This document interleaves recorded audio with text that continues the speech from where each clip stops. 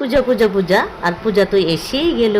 আর আমরা মহিলারা একটু সাজগুজ করতে পছন্দ করি, তাই আমরা পূজার আগ থেকেই কী করি, অনেক কিছু জিনিস নিয়ে। আর আমি এসেছি আমার বোনের বাড়িতে, পার্লার।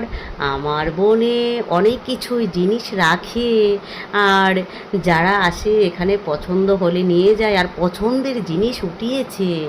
আর তাই দেখে আমি ভিডিওটা না করে থাকতে পারলাম না, যে দেখেন আপনাদেরকে আমি দেখাচ্ছি কত সুন্দর সুন্দর কানের, গলার, আরও কত কিছু। এত কিছু আমি যে বলতে পারছি না।